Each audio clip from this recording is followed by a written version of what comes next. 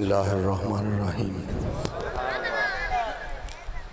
नहमदुहु व नसल्ली व नसल्लिमु अला रसूलिहिल करीम अम्मा बाद फ़ाऊज़ु बिल्लाहि मिनश शैतानिर रजीम बिस्मिल्लाहिर्रहमानिर्रहीम नहनु अक़रबु इलैहि मिन हब्लिल वरीद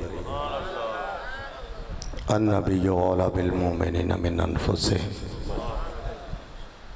इन्नल्लाह व मलाइकतहु युसल्लूना अलन नबी या अय्युहल्लज़ीना आमनू सल्लु अलैहि व सल्लिमू तस्लीमा अस्सलातु वस्सलामु अलैका या रसूलल्लाह अस्सलातु वस्सलामु अलैका या हबीबल्लाह। मुअज़्ज़ज़ीन सामाईन हजूर के उम्मतियों अस्सलामु अलैकुम व रहमतुल्लाहि व बरकातुहू। मुझे तो थकावट नहीं है,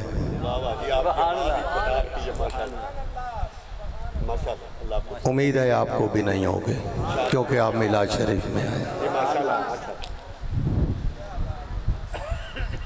हजूर की खुशी वही मनाता है जो हजूर का होता है, जो हजूर का होता है। जो गैर होता है उसको खुशी नहीं होती। तो हम खालिस्तन हजूर की जो उम्मत है, रहमतुल लिल आलमीन तो सारी कायनात के लिए है, वो हजूर की जो उम्मत है जिसका हदीस पाक में भी जिक्र आता है, वो अहले सुन्नती है,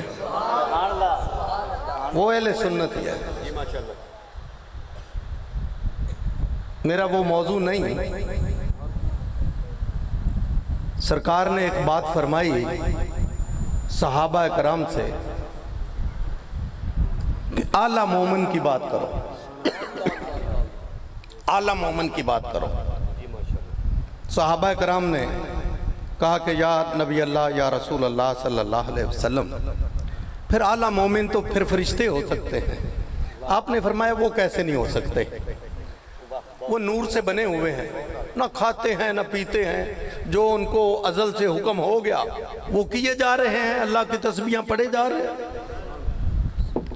फिर सहाबा कराम ने अर्ज़ की ऐ अल्लाह के हबीब सल्लल्लाहु अलैहि वसल्लम, फिर अल्लाह के जो नबी रसूल पैगंबर हैं ये होंगे तो हजूर आका अलैहिस्सलातु वस्सलाम क्या अरशाद फरमाया? आपने फरमाया तो वो तो मोमिन बनाते हैं, वो तो मोमिन बनाते हैं।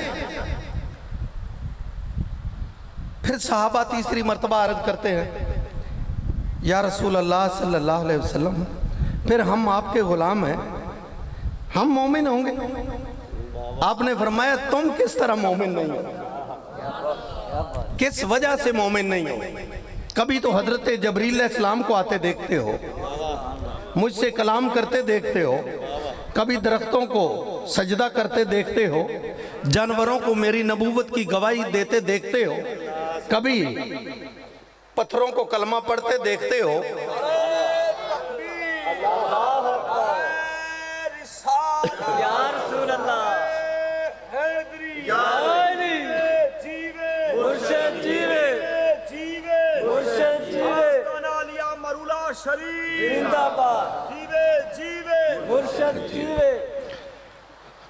तो तुम किस वजह से मोमिन नहीं?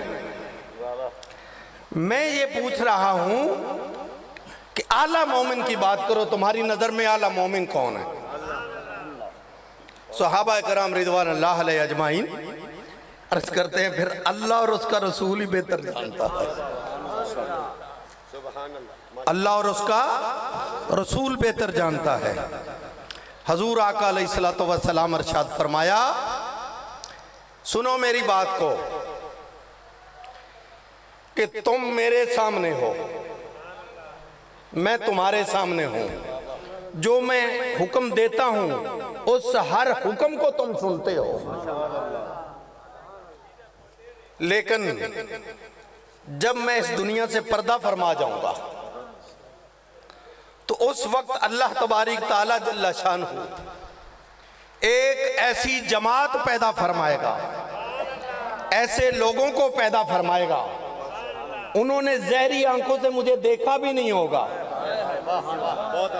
मेरा कलाम सुना होगा, मेरा पैगाम सुना होगा, तो उनका दिल चाहेगा कि हम अपने दुनिया के बदले, दौलत के बदले, बीवी बच्चों के बदले मोहम्मद मुस्तफा के तो ये फितरत, बात बड़ी लंबी आगे, उसको छोड़ते हैं। ये फितरत किस जमात में पाई जाती है? किस जमात में पाई जाती है? वो एक ही जमात है जिसका नाम है अहले सुन्नत व जमात, और जिसने नबी सल्लल्लाहु अलैहि वसल्लम के नाम पाक पे हमेशा कुर्बानी दी और इज्जत व नामूस के पे पहरा दिया। वो एक ही जमात है। तो मुझे किसी ने कहा कि अहले सुन्नत का जो शजरा है वो क्या है? मैंने कहा कि ये बात पूछने से पहले काश के तू दूसरों से पूछ ले कि तुम्हारा क्या शजरा है, तुम कहां से निकले हो। हम तो औलिया कामिलीन की खिदमत से निकले हैं, उनकी मोहब्बत और अकीदत से निकले हैं।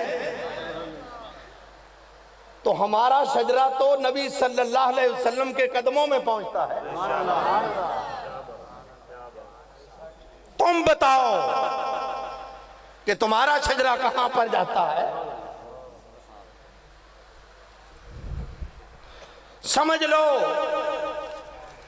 कि जो बंदा मुस्लिम है या गैर मुस्लिम,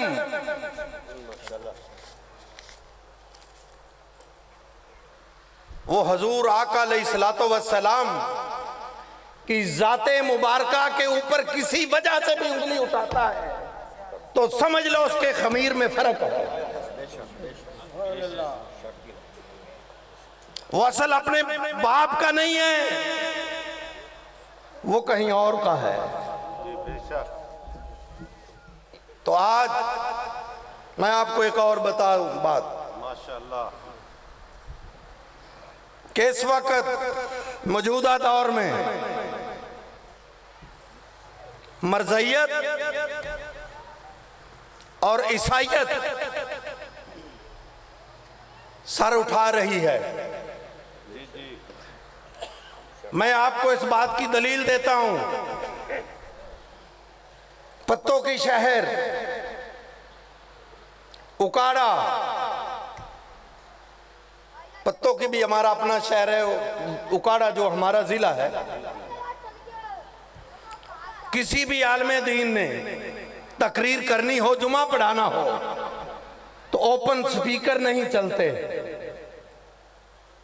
ओपन स्पीकर नहीं चलते। जब इतवार का दिन आता है, क्रिश्चियन अपनी इबादत करते हैं, जैसे भी करते हैं, उससे हमें कोई गरज नहीं, उनके ओपन स्पीकर होते हैं। मुसलमानों को रोका जाता है कि अपने स्पीकरों की आवाज को बंद करो, और ईसाइयत और मरज़इयत के स्पीकरों को ऊपर किया जाता है। लानत ऐसे हुक्मरानों पर कि जो रसूलुल्लाह के नाम पे, खुदावंद आलम के नाम पे ये मुल्क बना। किस लिए बना? कि हमारा हिंदुओं और सिखों से कोई लेना देना नहीं है, कि उनका मजहब कुफर है, हमारा मजहब इस्लाम है। तो हम तुम्हारे साथ नहीं रह सकते। इस मुल्क की बुनियाद पड़ी, जब अलहदगी हुई तो 25 लाख बहनों, बीबियों, भाइयों ने इसकी शहादत दी। इसके लिए 25 लाख लोगों का खून बहा। किस लिए बहा? कि हम तुम्हारे साथ नहीं रख सकते, हम इस्लाम में रहने वाले लोग हैं। लेकिन इस्लाम नहीं आया, और जिन लोगों ने हमें यरगमाल बना रखा है, सारी कौम को, दीन इस्लाम को, खुदा की कसम ऐसे दिल चाहता है बंदा इनके सीने से लगकर मर जाए। जो बंदा रसूलुल्लाह से बेवफाई करता है और फिर वो कहता है कि मैं मुसलमान हूं, लानत तेरे ऐसे मुसलमान होने पर।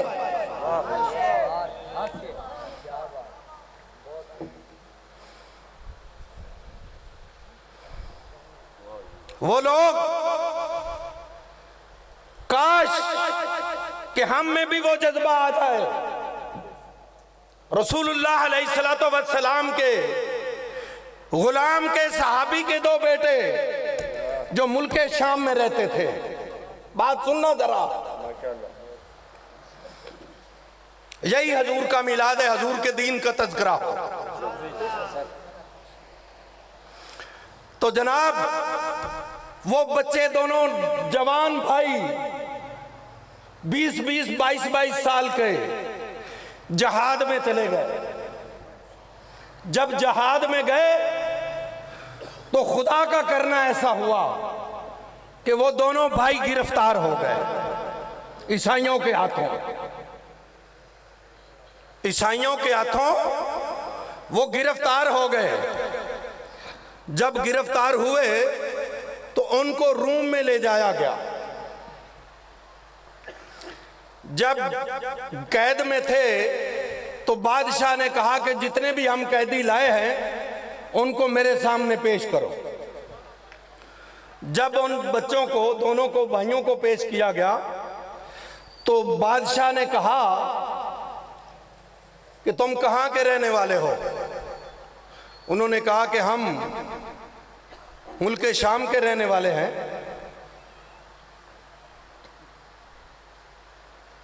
तो कौन सा मजहब है, कौन सा तुम्हारा दीन है? उन्होंने कहा कि अभी आपको शक है?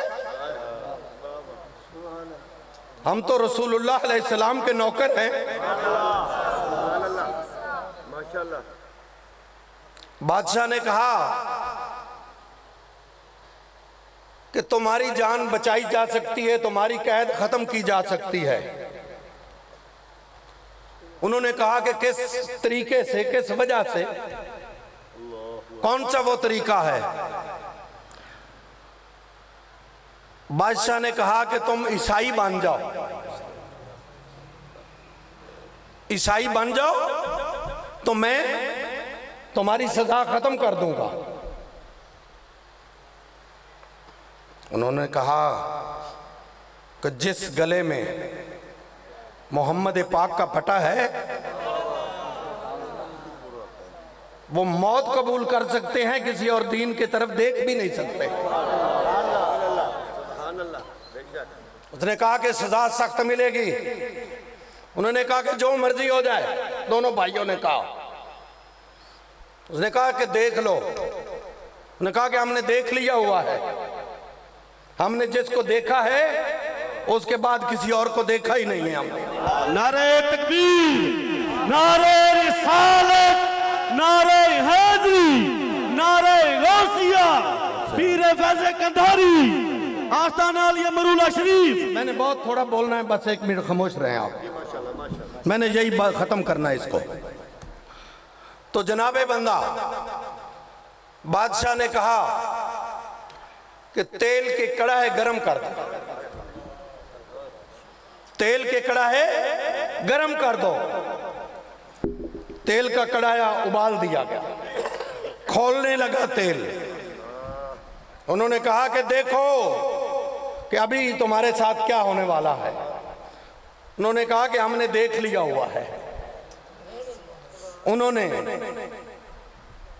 छोटे भाई को पकड़ा, कड़ाई में फेंक दिया। चंद लम्हों में वो अंदर उसमें शहीद हो गया। बादशाह ने उसको कहा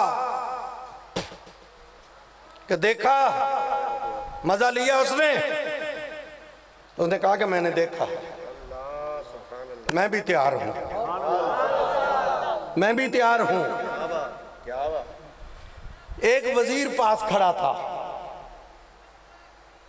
वजीर ने कहा कि जनाब कितने खूबसूरत बच्चे, आपने जल्दबाजी की तो हम इनको थोड़े दिनों में ईसाइयत पे ले आते, तो कोई इतनी बड़ी बात नहीं थी, लेकिन इस बच्चे को ना फेंको, 8 दिन के बाद ये बच्चा मुझसे ईसाई बना हुआ ले ले। बादशाह ने कहा कि ठीक है। ईसाई जो वजीर था उसको अपने घर ले गया। घर ले जाकर उसको नहलाया धुलाया, कपड़े पहनाए, अच्छा खाना खिलाया। उसके बाद कहा कि वो जो फलां कमरा है ना वो तेरा है। तो अपनी बेटी को कहा, क्या है बेटी, दीने ईसा के लिए कोई कुर्बानी दो, ईसाइयत के लिए कोई कुर्बानी दो। उसने कहा कि अब्बू बताओ। उसने कहा कि ये जो लड़का है, तूने इसके कमरे में रात को चले जाना है, इसको फिसलाकर, इसको वर्ग लगाकर तूने ईसाई बनाना है, अपने दीन में लाना है, इस्लाम इसका खत्म करना है। उसने कहा कि अब्बू जी ये तो पहली रात में ही चला जाएगा, काम बन जाएगा, इसका काम हो जाएगा। उसने कहा कि बहुत अच्छी बात, जाओ आपको खुली इजाजत है। जब वो लड़की रात को उस बच्चे के हुजरे में गई तो वो लड़का नमाज पढ़ रहा है।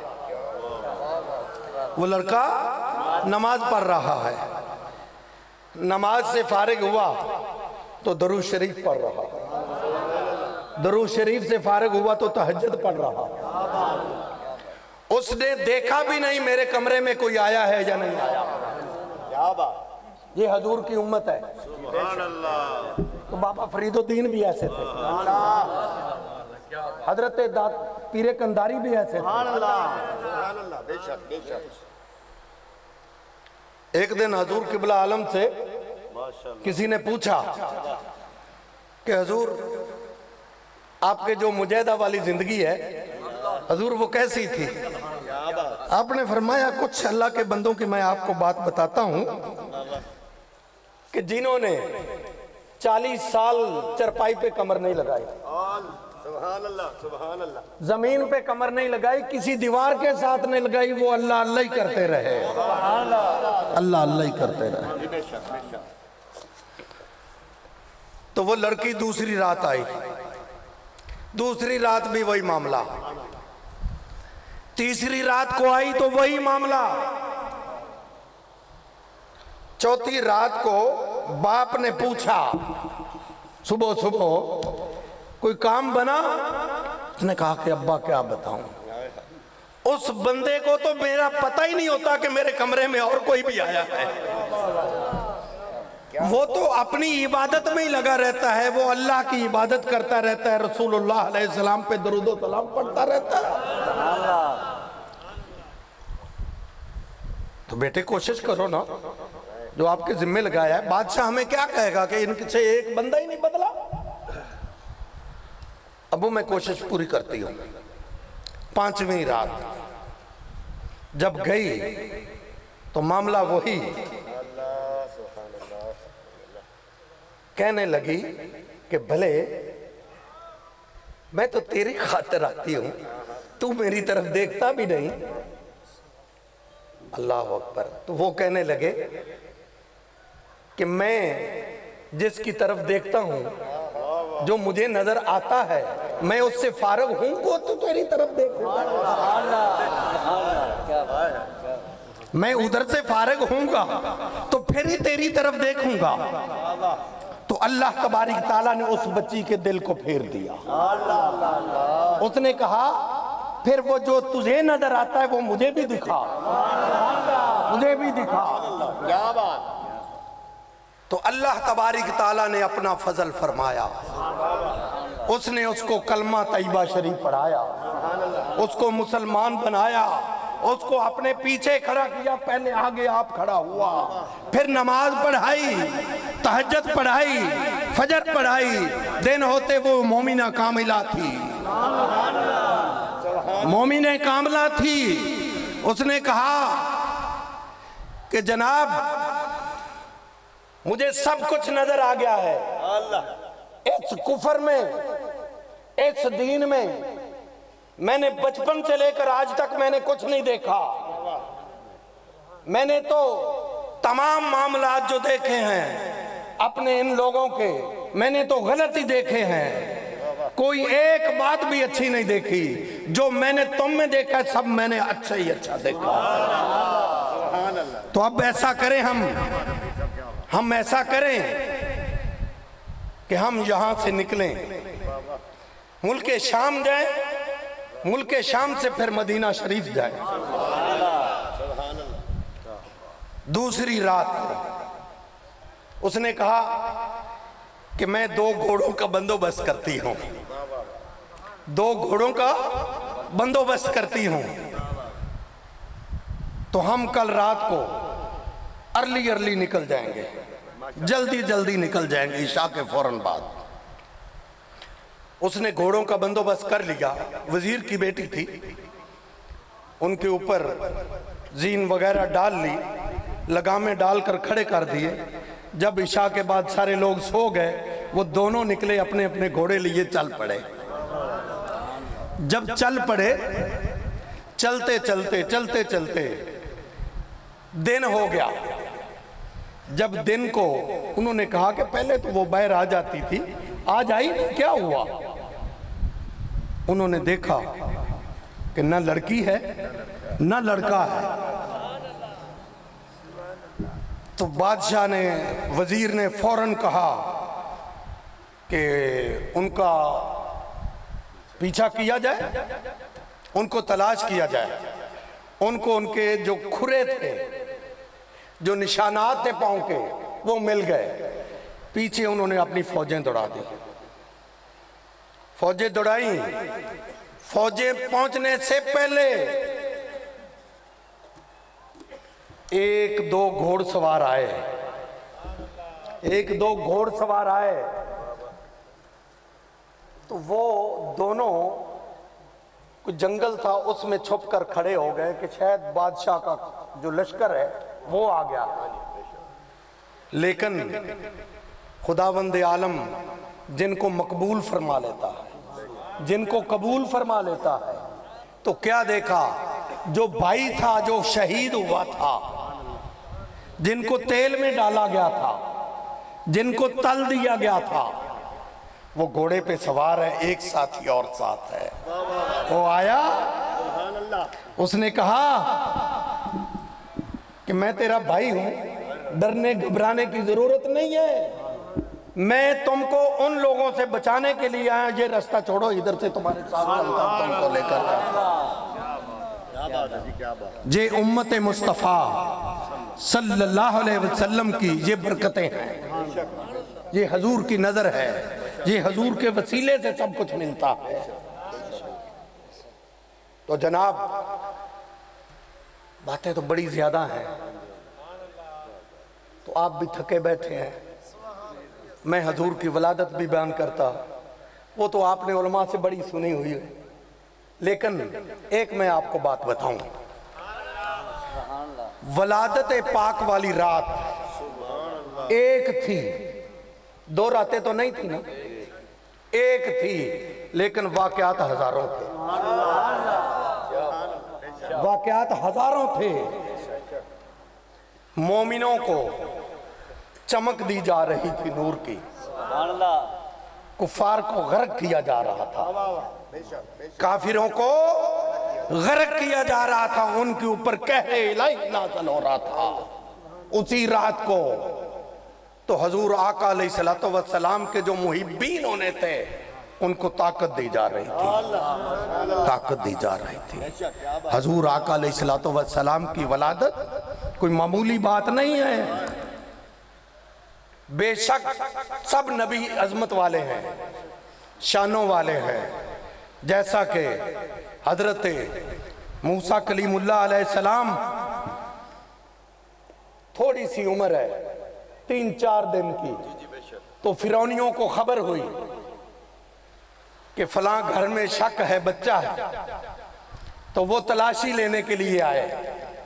तो अम्मा जी ने जल्दी से क्या किया, आपको तनूर में डाल दिया, आपको तनूर में डाल दिया।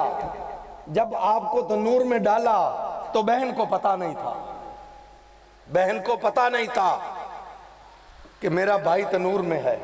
उन्होंने ऊपर से लकड़ियां डाली, ऊपर से आग जलाई।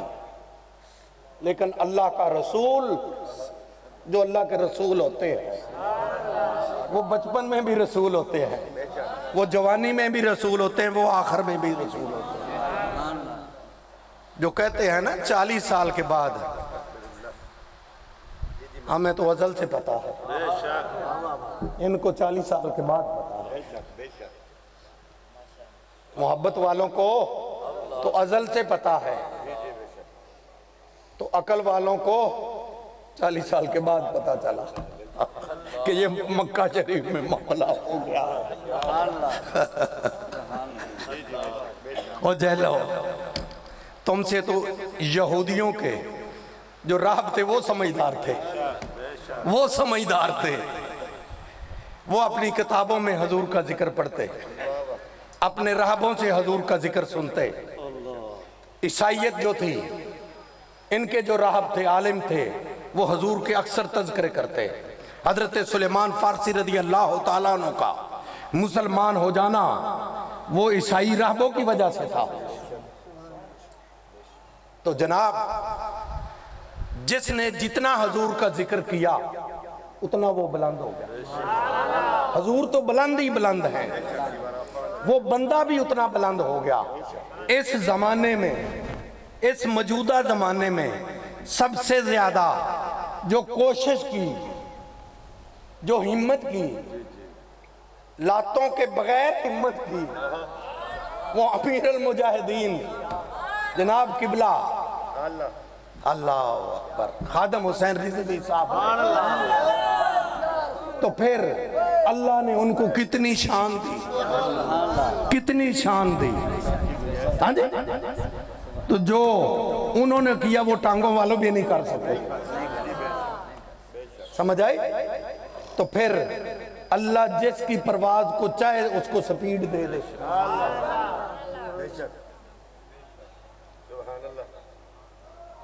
आयात मुबारका तो मैंने कुछ और पढ़ी, मामला कुछ और हो गया। तो अल्लाह तबारक ताला आपको खुश रखे, बरकत दे।